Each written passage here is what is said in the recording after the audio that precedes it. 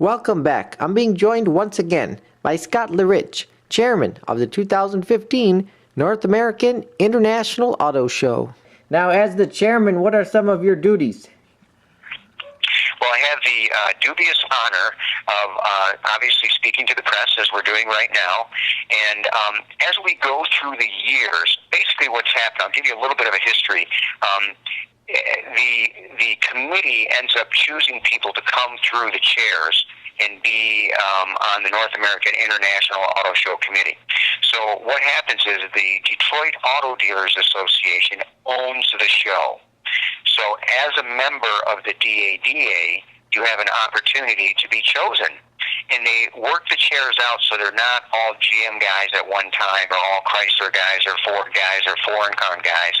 What happens is there'll be a Chevy guy on the board, there'll be a Chrysler guy on the board, there'll be, I don't know if I said a Ford guy, there'll be foreign car guys, independents, and so we work all of those together, and then we work together as a committee. Because let's face it, let's say for example, Nissan came in and they had a problem with something, or a decision had to be made. You don't want all Chevrolet guys or GM guys making that decision. It has to be a fair board of directors to try to make that decision. And everyone, I have to say, is very, very good at putting on their North American International Auto Show hats when it comes to decisions that basically, face companies from all around the world.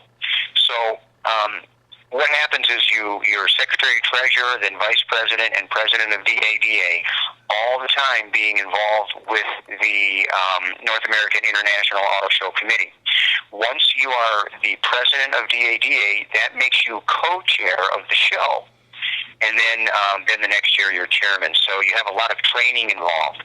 Now, along those lines, we travel around and see a lot of different shows around the world. It's a big responsibility because what we want to do is bring the best of those shows back to the North American International Auto Show to help make our show even better every single year. We look at probably at least every year 100 different renderings of what the show floor is going to look like. Who's going to be where? Is Ford going to move? Did Chevrolet move? What about Nissan? Where are they going to be? Things like that. And we just go over these different floor plans and, help make decisions as to what's going to be fair for everybody involved. And then, of course, we work on something that's very near and dear to my heart and everybody that's on the committee, and that's the charity preview. Oh, okay. That's something that has really grown over the years. For example, since 1976, we're projecting to make $5 million this year for children's charities in and around Metro Detroit. And since 1976, that would mean we've raised over $100 million. And that's all because of the generosity of the people that live in and around the Metro Detroit area. $400 a ticket, $390 of which is tax deductible. And all you have to do is go to NAIAS.com to get your tickets for that. And I have to say, it is a blast. It's a black tie event, so everybody's dressed up. It's the auto show prom, right? Yeah. And we get lots of people, into Cobo Center for a great cause, and they get a chance to see the cars in the displays a little bit before it opens for the public, which is the next morning. So that charity preview is on the 16th this year, and then, of course, like I mentioned, the public show starts on the 17th. And it's something that we get to work on, and it's really an honor to be able to do that because so many lives are affected in and around Metro Detroit. Congratulations. I know it makes a huge impact for the community there. Now, I'm curious to know your thoughts on the finalists for the North American Car and Truck of the Year Awards. Well, I'm really glad you asked that question because last year I was sitting 2 seats away from Mary Barra when they announced the sweep from GM. We had the Silverado pickup that won, and then the Cadillac that won. And they literally, her and Mark Royce and several other GM execs jumped right up off the floor 2 feet, and it was really something special. Now this year, it's very exciting. Ford has 3 entries that are in the final 6. So it's going to be very interesting to see. I know that If I'm not mistaken, VW is in there. We also have the Chevrolet Colorado. I have to say, I mean, putting my North American International Auto Show hat on, we are very proud that the NAIAS Award is actually announced at our show. It's something that we feel very honored about. I mean, this is a big deal. These writers work extremely hard to find out who the winner is going to be. Now, if I put on my Chevrolet hat, I would love to see the new Colorado win. I mean, it just came off of the Motor Trend Truck of the Year award, and it was up against some of the competition that's in the NAIAS Awards, so that would be nice for us to see. But, I mean, it'll be great. They are impartial judges. They work hard to make it happen. So, like I said, we're very honored to have that event at the auto show, and that's really what kicks it off on the morning of the 12th. All right. Now, could you give me an update on the renovation of Cobo Center? Would you say it's 100% complete, or is there still more work to be done?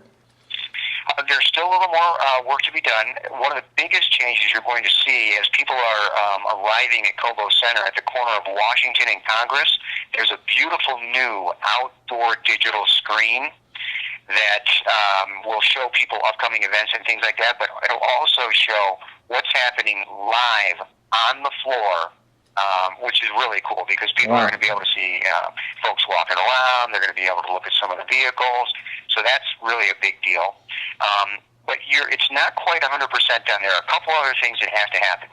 In the front of Cobo Center, as you're arriving on Jefferson, so you're driving straight to Cobo Center, there's going to be a giant LED screen that's going to go up there. That'll be done for the 2016 show. Oh. Now, inside, they've done some great work with all new carpeting and lighting in the concourse. Of course, the atrium's done. They have the 3 stories, beautiful glass overlooking the river, and of course, you have Windsor as a backdrop. So, that's going to happen. But along the concourse, if you're standing at the Joe Louis statue looking at the actual show floor, there are entrances as you move down the walkway.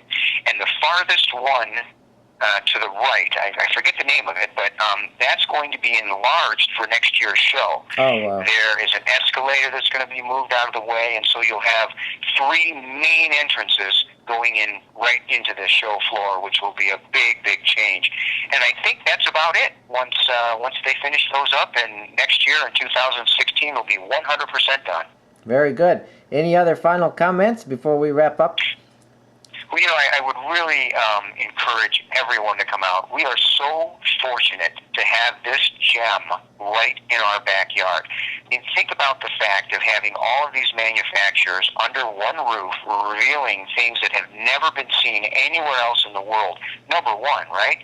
Number two, the fact that this show brings in, last year brought in $365 million worth of economic impact. That's a big amount of money that affects Detroit and the surrounding areas. Very, very big deal. I encourage everybody to come down. Don't miss the opportunity to see this gem that's right in your own backyard. And again, public days are the 17th through the 25th. Tickets are $13 for adults, $7 for children, and $7 for seniors.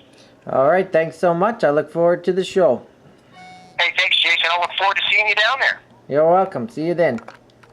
Copyright 2015, AmericaJR.com, Detroit, Michigan, USA.